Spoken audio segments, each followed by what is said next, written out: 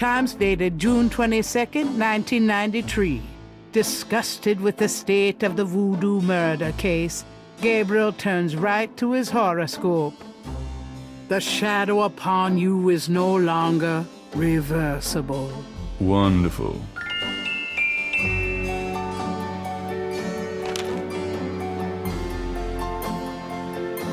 The newspaper clipping describes a ritualistic murder in Congo Square. It includes a rough sketch of a pattern found around the body. The sketch is very similar to the reconstructed Veve.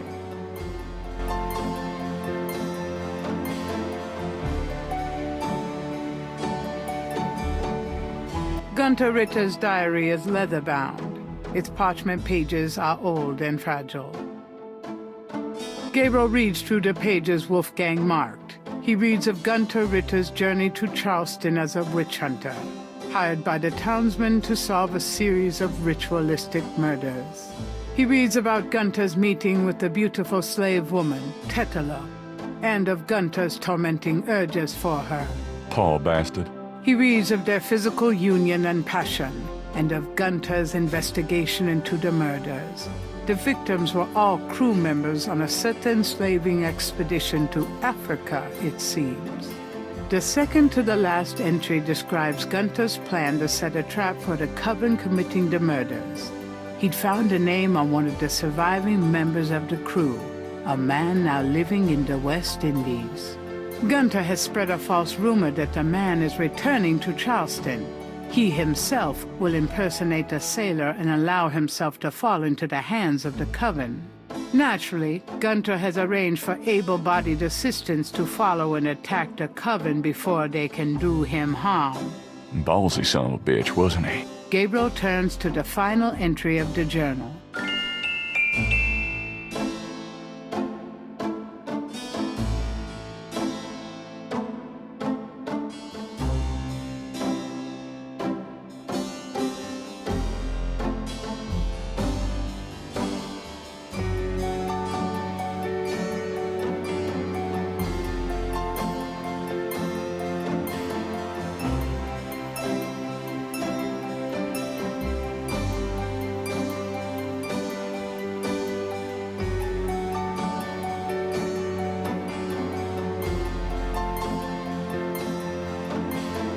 A flyer advertising Magenta Moonbeam, a local voodooienne.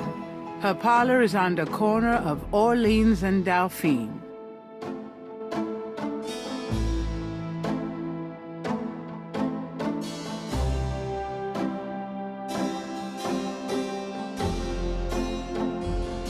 Wolfgang's letter says, Dear Gabriel, please read the enclosed journal carefully.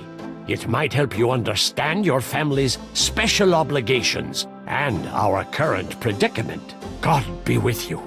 Uncle Wolfgang.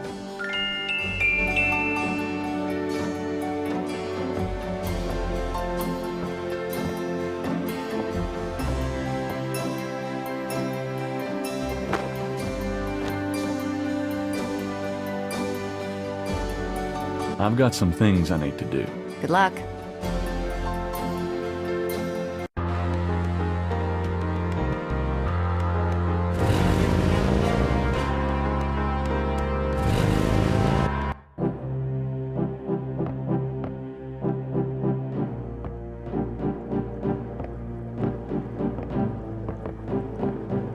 Hey, Hartridge, what's the good word?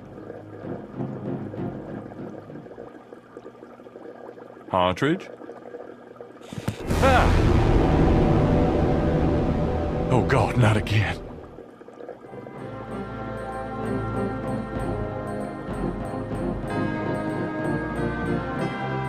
a wastebasket next to the desk is filled with crumpled paper. There's nothing of interest in the wastebasket. The visitor's chair looks unsteady and a little low to the ground. Gabriel doesn't feel comfortable sitting around here under the circumstances. Whatever Hartridge may have learned, he can't share it with Gabriel now, at least not vocally. That would be up to the coroner. I'm not touching that body. He's looked better. There must be something here about what Hartridge found out about that Veve. This is a crime scene. Gabriel wants to disturb it as little as possible.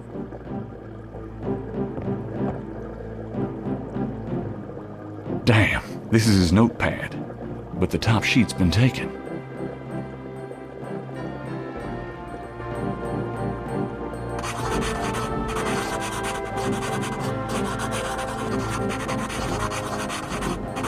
Hartridge's notes. This must be about the Veve. Nothing else looks related to my case. Nothing else looks... This is a crime scene. Gabriel wants to... This is a crime...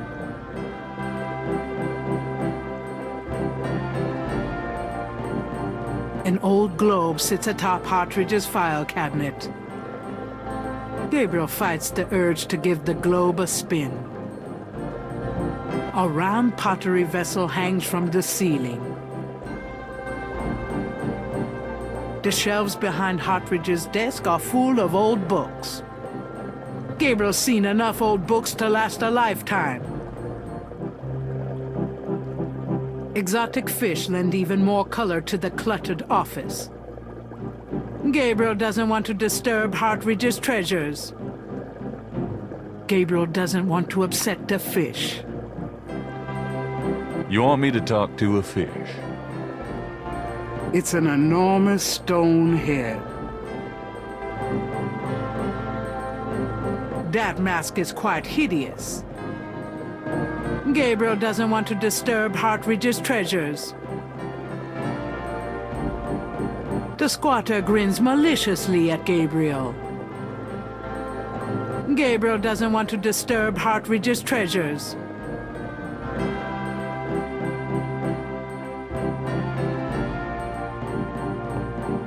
Before leaving the university, Gabriel notifies campus security about Hartridge's body.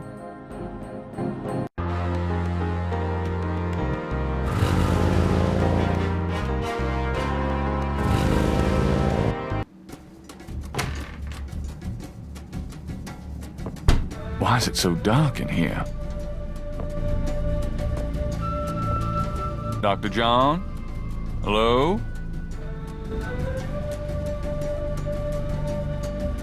Uh-oh.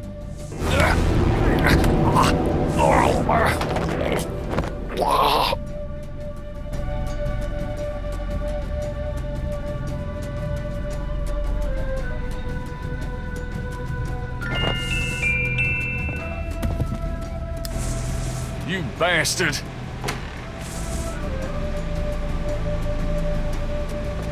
Good day, Mr. Knight.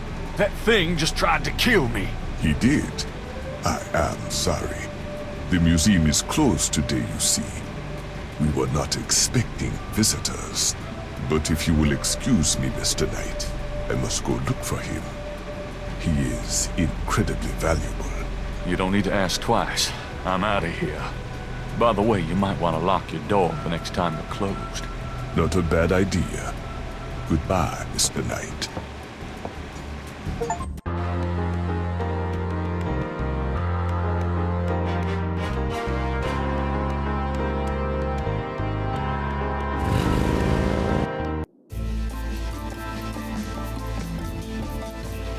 Welcome, Seeker. You must be the one Dr. John called me about. I guess so. My name is... Wait! Gabriel Knight. You're too quick for me. Actually, Dr. John told me. You have come to the right place, Mr. Knight. Tell me how I can help.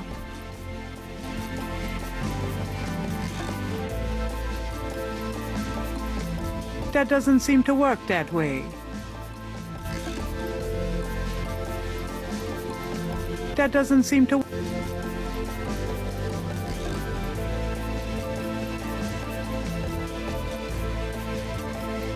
Does this mean anything to you? It's beautiful. I love it.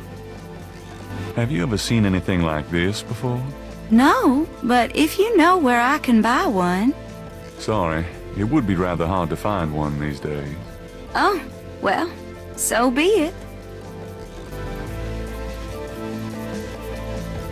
Could I ask you a few questions? Of course, Seeker.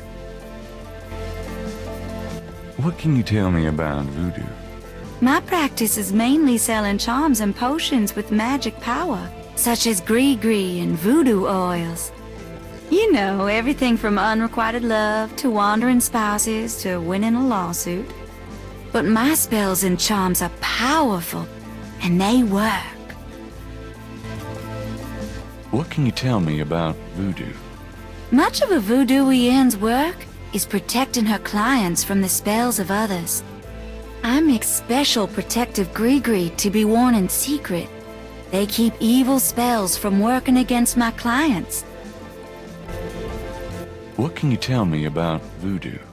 The recipes for voodoo charms have been handed down from master to apprentice for centuries. What can you tell me about voodoo?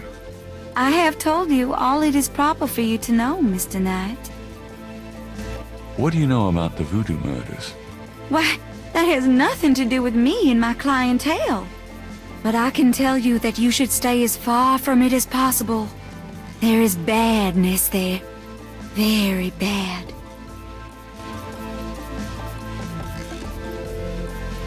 So you don't think the voodoo aspects of the case are fake? Fake?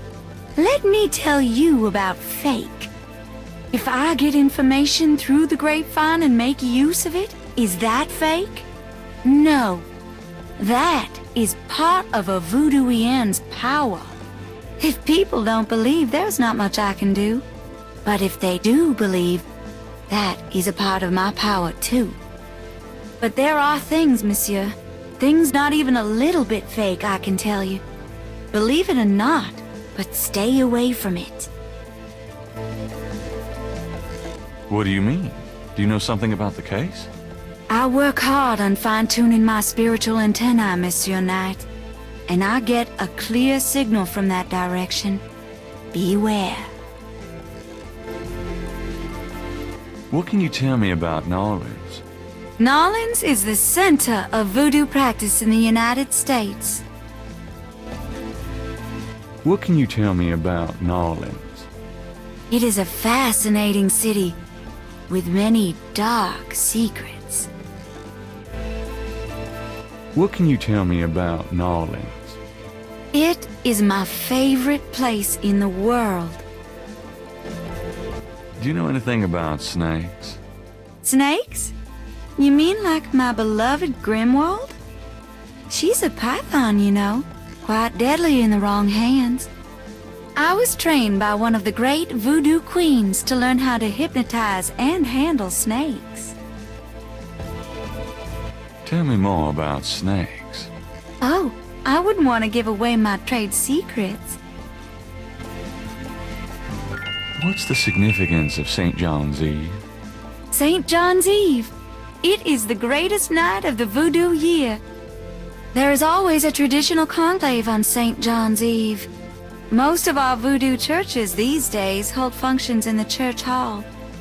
But in the old days, they had ceremonies out in the wild. They wore animal masks and had a huge bonfire and dancing. I used to go when I was an apprentice. Sometimes in the swamp, you know, Bayou St. John. Sometimes at the lake, Lake Pontchartrain. Do you have any idea what Gabriel means? No, I don't. Do you know anything about Veves? I don't know anything about that. Do you know anything about Marie Laveau? Oh, yes. She was the first of the great voodoo queens. Tell me about the animal masks. I saw them used once or twice when I was younger, but you don't see them much anymore. They're too close. Too close to what? Just bad karma. Do you know anything about a secret voodoo houndful? There are many voodoo churches in New Orleans, no? Yes, but have you heard of a secret voodoo houndful? Wherever did you hear such a ridiculous story? There is no such thing. Do you know anything about black voodoo? It is the oldest, darkest heart of voodoo. Do you know anything about black voodoo? There are some things it's better not to know about, Monsieur Knight. Does Ogun Badagri mean anything to you? I don't know anything about that. Have you ever heard of Dambala? I don't know anything about that. Have you ever heard the word Schattenjäger? I don't know anything about that. Tell me about yourself. Yes? What would you like to hear? Do you do anything else? I'm a voodooian. That is plenty. It takes much spiritual effort. What kind of people come to see you? Seekers after the truth, such as yourself. How did you get into this business? I trained in the voodoo arts for many years with the great Queen Tabitha. Really? Who's she? You have never heard of her? For shame! I can see you know little of the world of magic. I'm beginning to get that impression, yes. How many voodooians are there? No one knows exactly. Many practice in secret. There are probably hundreds. But of course, the level and the power of the voodooians differ greatly, depending on their training and natural gifts. Tell me anything at all. I haven't always lived in Nolens. I came here from Kansas as a young woman. Tell me anything at all. I began studying voodoo more than 20 years ago. I'm well versed in the magical arts. Tell me anything at all. Many non-believers come to me. They are usually believers when they leave. Tell me anything at all. Dr. John sends me many seekers, such as yourself. Tell me anything at all. I am happy here with my clientele and my snake. I can't think of anything. Very well. About Grimwald. What about her? Where did you get Grimwald? She belonged to a traveling reptile show. She was being terribly mistreated, so I offered to buy her. She's named after a spirit guide I had once. The spirit Grimwald was a very powerful female snake priestess in Egyptian times. Grimwald doesn't sound Egyptian. I only know what the spirits tell me, monsieur. I am sure they know better than we. Would you consider giving me one of Grimwald's scales? No, I couldn't do that. You might do some gree-gree of your own, no? One must be very careful with such things. Hair clippings, nail parings, and snake scales. Are you sure you wouldn't consider giving me one of Grimwald's scales? I told you, I couldn't do that. Tell me anything at all. You have to be careful when handling a snake. They're more delicate than they look. I'll bet. How about showing me how you handle Grimwald? Really? You would like to see me dance, perhaps? That would be swell. No matter what you see, do not be frightened. I'll give it my best shot.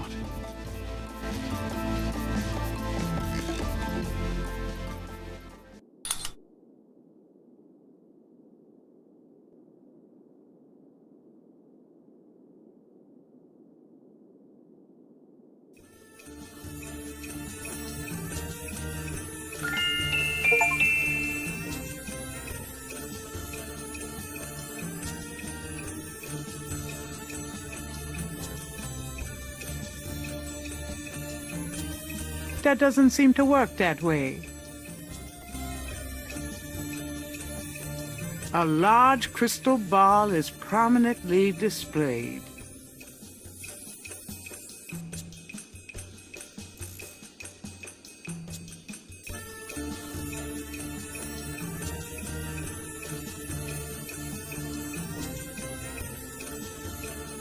Gabriel grabs the shed snake skin while Magenta is otherwise occupied.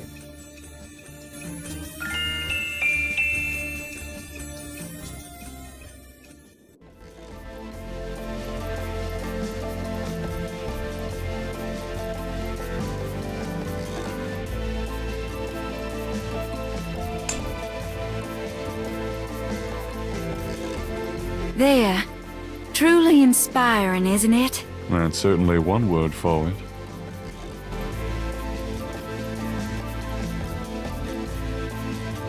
There's a chest in the corner that looks like a carnival machine. Gabriel figures that many men have picked up things in Magenta's parlor, but he'd rather not.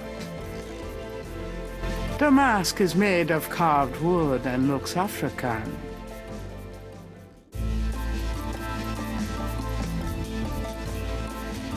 Magenta Moonbeam is wrapped in gauze and silks. She looks vaguely mysterious and mysteriously vague. Magentia's bottles probably contain secret ritual concoctions. Gabriel figures that many men have picked up things in Magenta's parlor, but he'd rather not.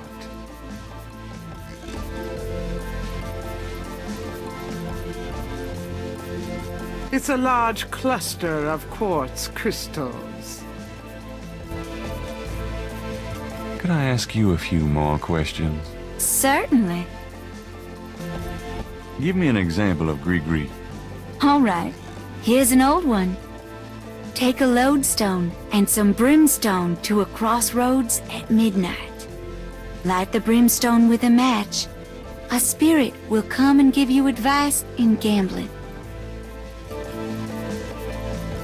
Give me an example of gris-gris.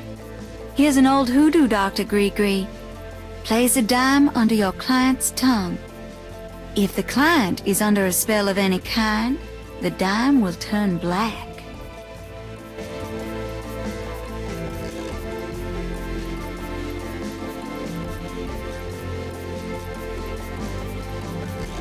Gabriel magnifies the shed skin from Magenta Moonbeam snake. The snake scales are hued brown. They don't match the scales from Lake Pontchartrain.